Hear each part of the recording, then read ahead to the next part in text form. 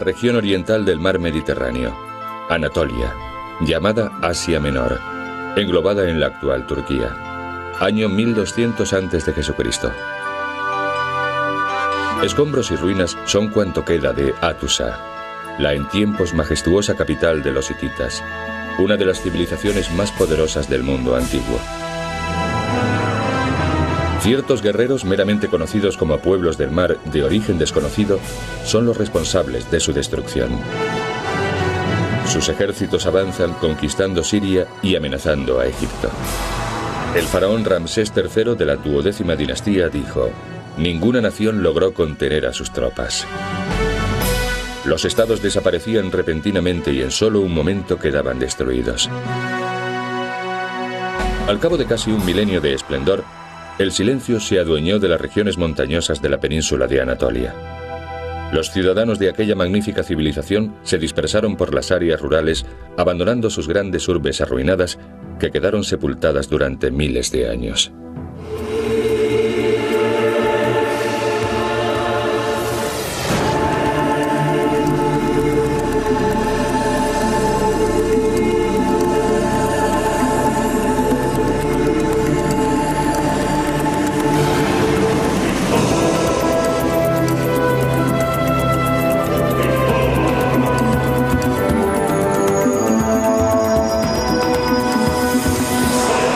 Secretos de la arqueología.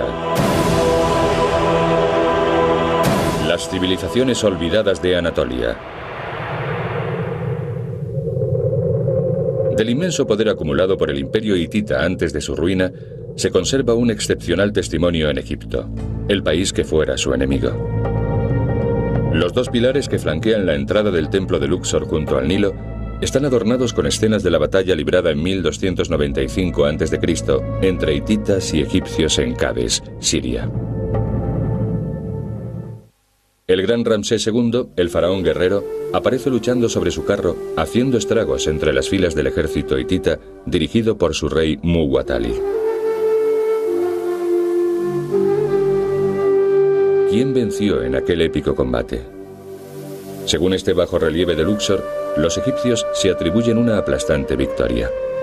Esta versión de los hechos jamás se puso en entredicho hasta que en las excavaciones arqueológicas llevadas a cabo en las primeras décadas del siglo XX se hallaron algunas ciudades hititas. En la capital del imperio Hattusa se desenterraron más de 10.000 tablillas de arcilla grabadas con caracteres cuneiformes.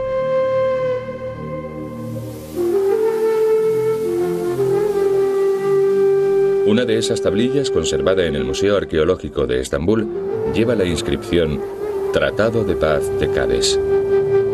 El texto recoge las condiciones impuestas a Egipto, entre ellas, replegarse al interior de sus fronteras.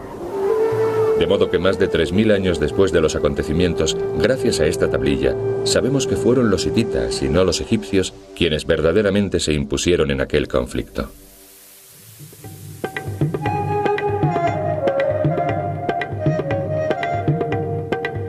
A lo largo de los siglos, Asia Menor ha visto florecer numerosas civilizaciones. Tras el ocaso del imperio hitita, la región alcanzó un elevadísimo nivel político y cultural gracias a los colonos griegos que se asentaron en sus costas. Más adelante, bajo el dominio romano, Asia Menor se convirtió en una de las provincias más ricas del imperio. La Turquía de nuestros días fue asimismo la cuna del grandioso imperio bizantino, sucesor del igualmente célebre Imperio Romano de Occidente.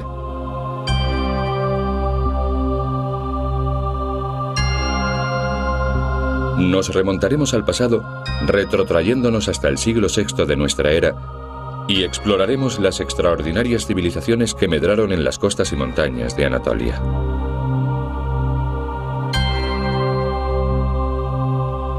Ankara es la actual capital de Turquía.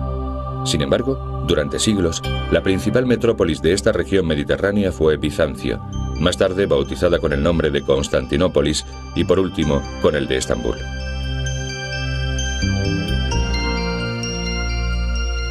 Bizancio estaba abarrotada de deslumbrantes monumentos. Uno de ellos era el obelisco de Karnak, erigido en el renombrado circo de la urbe en la primera mitad del siglo V después de Cristo.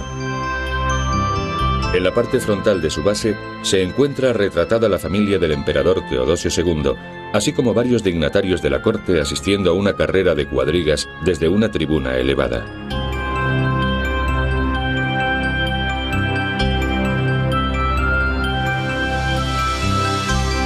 En uno de sus costados se describe el traslado y la erección del propio obelisco.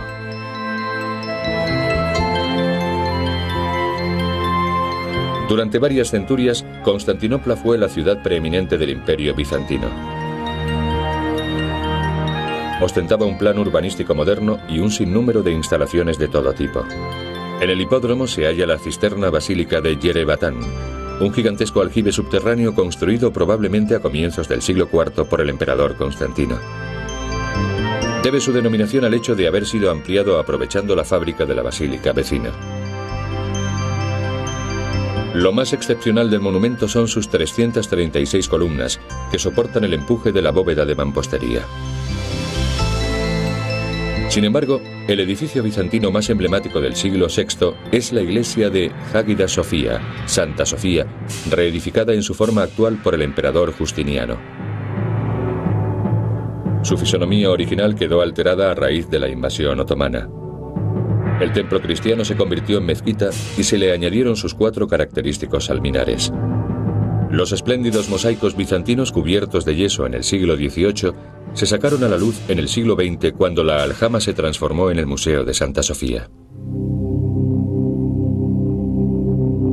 Santa Sofía simbolizaba la sabiduría divina.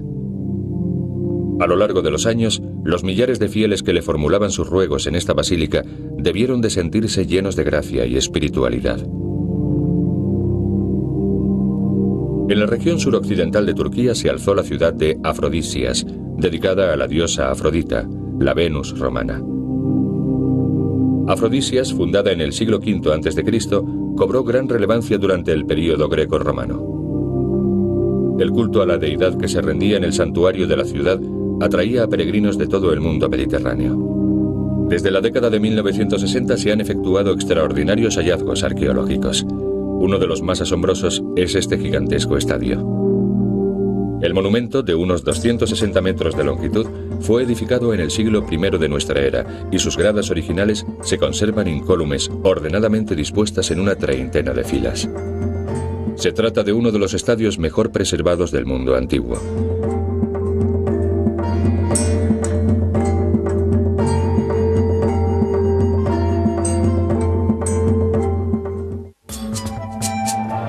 En mitad del casco urbano de Afrodisias se encontraba el Agorá, un área comercial de planta rectangular porticada por 3 de sus lados. Las columnas estaban rematadas por capiteles y arquitrabes decorados que actualmente se exhiben en el jardín del Museo de Afrodisias.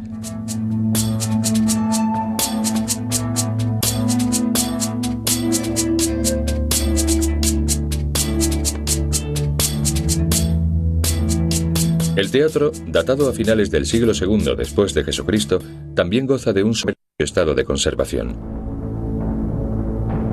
Tiene un aforo de 10.000 espectadores.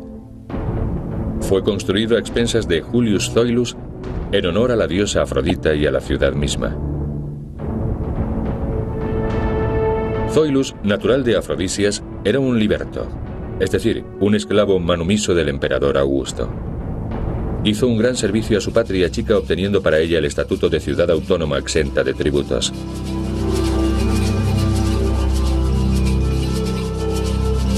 El lugar más sagrado de la población, claro está, era el santuario de Afrodita.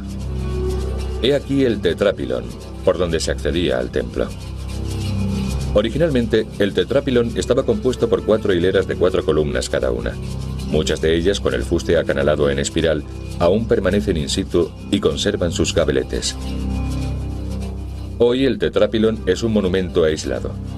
Sin embargo, en la antigüedad, un complejo arquitectónico y una calzada lo comunicaban con el templo de Afrodita.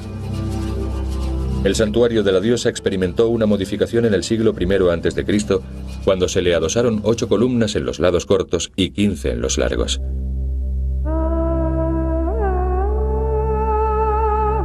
En tiempos antiguos, el templo era un famoso centro de prostitución sagrada. una práctica que hunde sus raíces en los antiquísimos ritos de la fertilidad y la reproducción. Sin embargo, durante el período bizantino, las autoridades cristianas, en su afán de erradicar el culto pagano, transformaron el templo de Afrodita en iglesia y la ciudad de Afrodisias recibió una nueva denominación, Staurópolis, la ciudad de la cruz. No muy lejos de Afrodisias se encuentra Pamúcale, célebre por sus acantilados llamados cascadas de algodón, formadas por pilones naturales de piedra caliza dispuestos en blancas terrazas.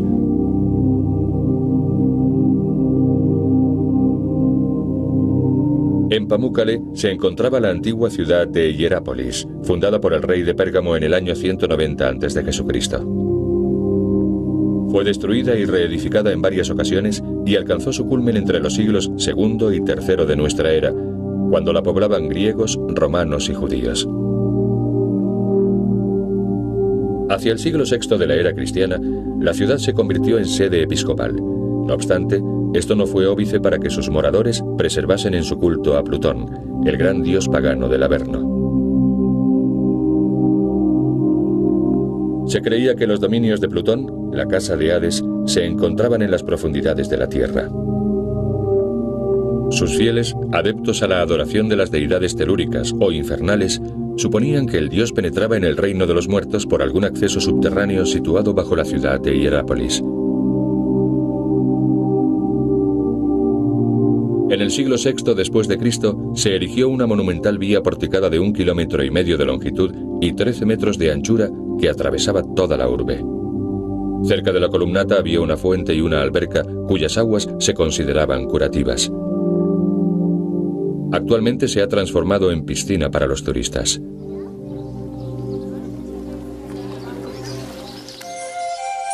El teatro, edificado en el siglo II de nuestra era, se encuentra en tan buen estado que podría seguir utilizándose. Desde 1957, varios equipos de arqueólogos italianos están desenterrando la cávea, compuesta por 26 magníficos graderíos y decorada con relieves marmóreos que narran los mitos de Apolo y Artemisa.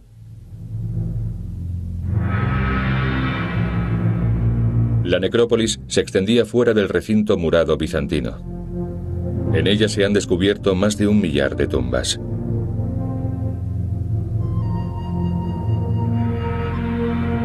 En el centro de la antigua ciudad debió de construirse el santuario de Plutón. Hay quienes piensan que el templo era completamente subterráneo. Posiblemente se hallara en esta caverna que en su época se conocía por el nombre de Cueva del Infierno y los Demonios. Un viajero de la antigüedad escribió: «Cualquier animal que penetre en la gruta muere en el acto». Lo cierto es que por el antro debían de circular gases venenosos. De ser así, ¿cómo es que los sacerdotes de Plutón entraban y salían sin problemas? Posiblemente se habían dado cuenta de que la sustancia tóxica era más pesada que el aire y tendía a acumularse en el suelo de la caverna, donde tan solo podía causar daños a los animales pequeños que se aventurasen en ella. Naturalmente, tan solo una élite de adoradores de Plutón estaba al tanto del secreto.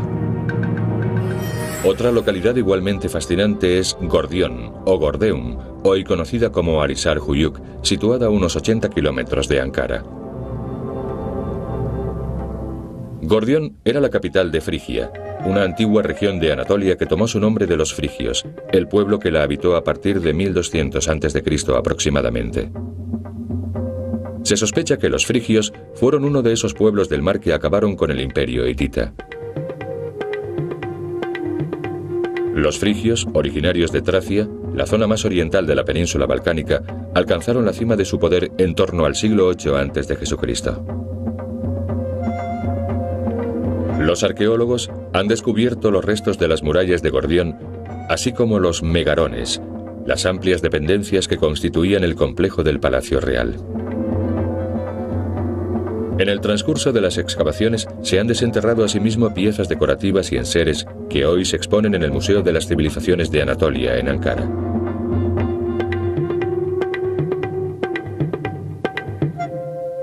Uno de los más destacados hallazgos concierne directamente al primer gran soberano frigio, el legendario rey Midas. De él se dice que Dionisio, también llamado Baco, le concedió la facultad de transformar en oro todo cuanto tocase. En 1949, una expedición arqueológica estadounidense desenterró su tumba, transformando así una figura mítica en personaje histórico. El sepulcro medía 250 metros de diámetro por 53 de altura. Para acceder a la cámara mortuoria, los científicos hubieron de excavar un túnel de 70 metros de longitud. Al final de la galería, dieron con una espaciosa estancia de 6 por 5 metros completamente forrada con paneles de madera. Este es el mausoleo del rey Midas, recreado en el Museo de las Civilizaciones de Anatolia en Ankara. El cadáver yacía sobre un lecho de madera, y el análisis de sus huesos demostró que en el momento de su muerte aquel hombre contaba unos 60 años y medía poco más de 1,5 metros. A partir de su cráneo se logró reconstruir la fisonomía del rey Midas. Su ajuar funerario consta de bancos de 3 patas, vasijas de bronce, cofrecillos y otros artefactos. Sin embargo, y aunque parezca mentira, para tratarse del enterramiento del legendario rey Midas no contenía ni una sola pieza de oro. Más al este encontramos las ruinas de la gran metrópoli del imperio hitita, situada en el corazón de las montañas de Anatolia, Hattusa, la actual Bogaskoy. Los hititas eran un pueblo indoeuropeo llegado a estas tierras hacia finales del tercer milenio a.C., procedente de las regiones del norte del Mar Negro. Las tablillas encontradas en Hattusa, tras ser descifradas, nos han revelado algunos aspectos de la vida social y política de los hititas, así como información acerca de los triunfos de sus reyes y ejércitos. Aunque la mayor parte de los indicios significativos de esta arcaica civilización se han perdido, aún pervive un importantísimo hallazgo arqueológico, el gran santuario hitita de Asilikaya, cercano a Hattusa, erigido en torno a 1400 a.C. El templo se consideraba habitado por malvados dioses paganos. Hoy constituye una asombrosa manifestación de la cultura hitita. El santuario consta de 2 espacios claramente delimitados, excavados en un bloque pétreo de 12 metros de altura, y los arqueólogos los han bautizado como Cámara A y Cámara B. Ambas salas están decoradas con bajorrelieves esculpidos sobre las paredes rocosas. En la Cámara A se representan 2 procesiones. Una de ellas está compuesta principalmente por personajes masculinos. La segunda procesión, formada por figuras femeninas, va precedida por una divinidad, posiblemente la diosa del sol, Hepat. A poca distancia, una pequeña entrada guardada por 2 demonios de cuerpo leonino conduce a la Cámara B, de 18 metros de longitud por 3 de anchura. En uno de sus muros destacan 12 figuras de atavío y ademán similares. Aquí se encuentra asimismo la representación de una ciclópea espada de más de 3 metros de altura que parece hundirse en la roca. Su empuñadura está formada por 4 cabezas de león y el pomo por una testa humana. ¿Qué podía simbolizar esta imagen? El misterio se desveló gracias a una descripción hallada en un texto ritual hitita. La espada es el emblema de Nergal, el terrorífico dios de la peste y el infierno, frecuentemente representado mediante leones pluricéfalos. El hallazgo de osamentas de aves, criaturas habitualmente sacrificadas a las deidades infernales, convenció a los estudiosos de que la sala se destinaba al culto a los difuntos. Yasilikaya logró sobrevivir a cuantas guerras asolaron el imperio hitita, a diferencia de Hattusa, que fue arrasada y reconstruida en diversas ocasiones. Las primeras trazas de habitación humana se remontan a finales del tercer milenio antes de Jesucristo. No obstante, la edificación del entramado urbano debió de iniciarse en torno al año 1650 a.C.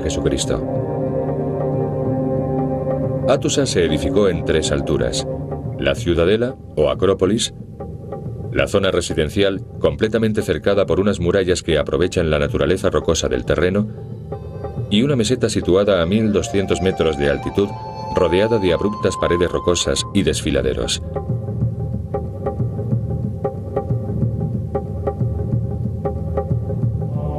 El perímetro de la cerca superaba los 5,5 kilómetros.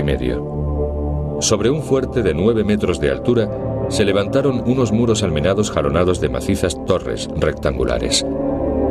Este descubrimiento posibilitó a los arqueólogos determinar cómo se había fabricado la muralla. Pero ese fue tan solo uno de los muchos tesoros que se hallaron en este yacimiento. Se descubrió también la Puerta Real o Puerta de los Reyes. 2 torres flanquean la entrada, y las puertas chapadas en bronce contribuían a su mejor defensa. 2 gigantescas estatuas del dios de la guerra dominaban el patio de armas. Esta es una copia.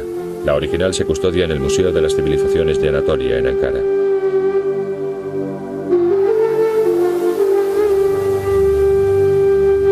Bajo la puerta de la Esfinge se abría otro acceso formado por una galería de 80 metros de longitud, cuyos extremos seguramente se cerraban con sendas formidables puertas.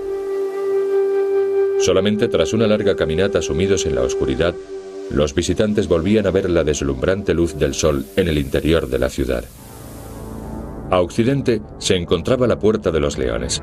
Ambos felinos, esculpidos en las jambas con sus amenazadoras fauces abiertas de par en par, eran los custodios simbólicos de la urbe.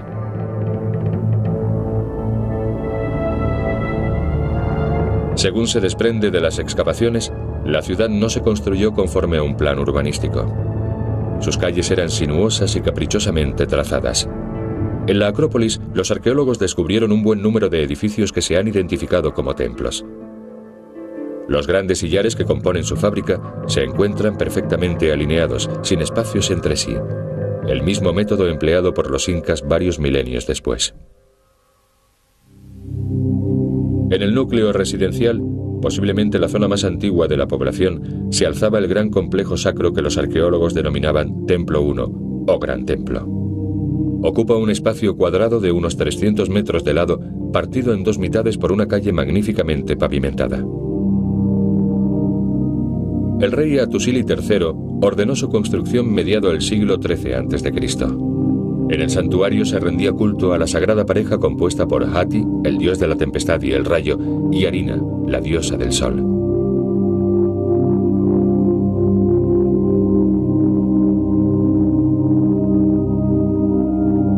Las numerosas dependencias que rodean el templo, caracterizadas por sus enormes tinajas alineadas, posiblemente servían para preparar los complicados rituales y celebraciones que se llevaban a cabo ante una muchedumbre de fieles.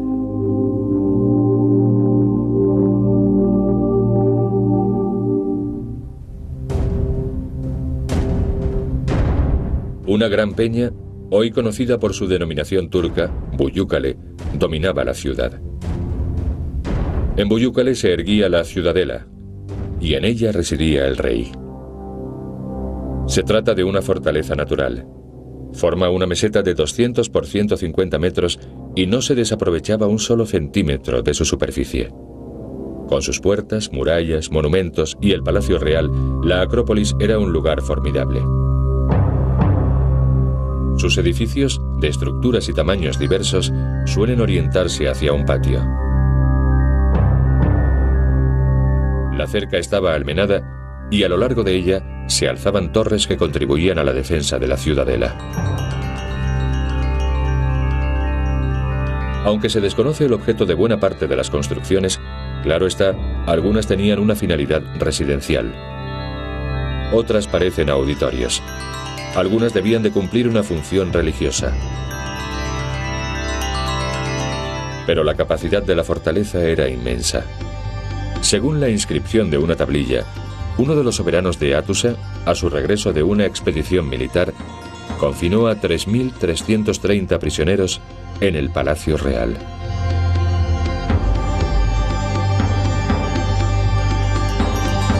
Pero, ¿qué fue de los hititas? Al parecer, cuando sus ciudades quedaron arrasadas, se dispersaron por los campos. Después de los hititas, centenares de ejércitos y pueblos se asentaron o sencillamente estuvieron de paso por las montañas de Anatolia. Dada su situación, era un lugar de paso obligado para los desplazamientos entre Oriente y Occidente. Un antiguo poema acerca del pueblo que habitó esta región dice: «Somos lo que hemos sido. 1000 rostros nos han precedido, y esos semblantes aún se reconocen en 1.000.000 de miradas».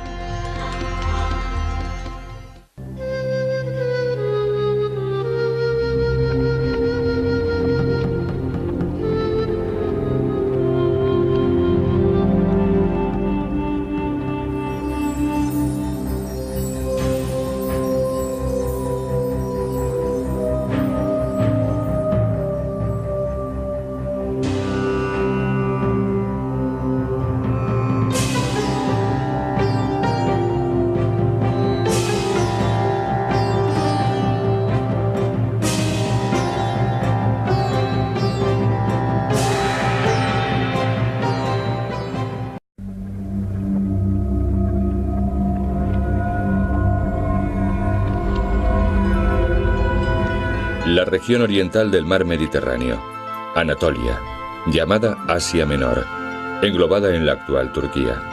Año 1200 a.C. Escombros y ruinas son cuanto queda de Hattusa, la en tiempos majestuosa capital de los hititas, una de las civilizaciones más poderosas del mundo antiguo.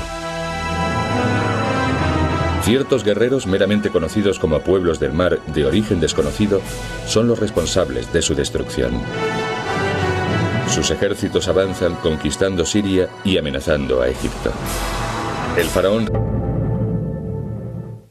El gran Ramsés II, el faraón guerrero, aparece luchando sobre su carro, haciendo estragos entre las filas del ejército hitita dirigido por su rey Muwatalli. ¿Quién venció en aquel épico combate? Según este bajorrelieve de Luxor, los egipcios se atribuyen una aplastante victoria. Esta versión de los hechos jamás se puso en entredicho hasta que en las excavaciones arqueológicas llevadas a cabo en las primeras décadas del siglo XX se hallaron algunas ciudades hititas. En la capital del imperio Hattusa se desenterraron más de 10.000 tablillas de arcilla grabadas con caracteres cuneiformes.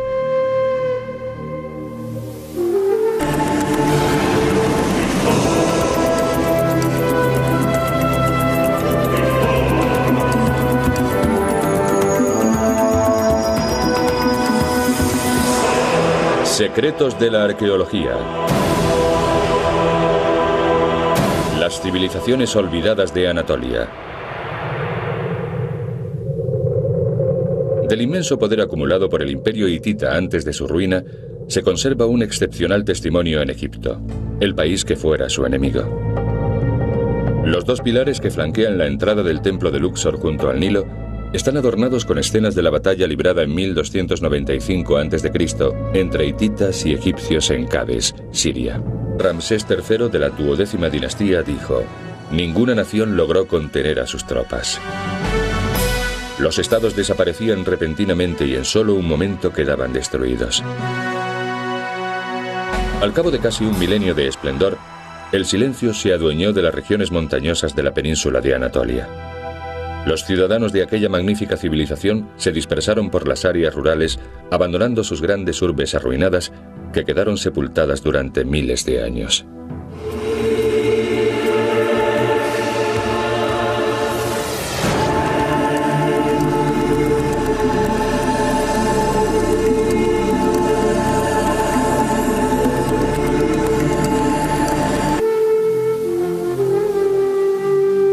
Una de esas tablillas, conservada en el Museo Arqueológico de Estambul, lleva la inscripción Tratado de Paz de Cádiz.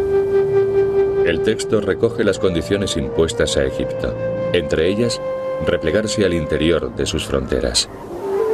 De modo que más de 3.000 años después de los acontecimientos, gracias a esta tablilla, sabemos que fueron los hititas y no los egipcios quienes verdaderamente se impusieron en aquel conflicto.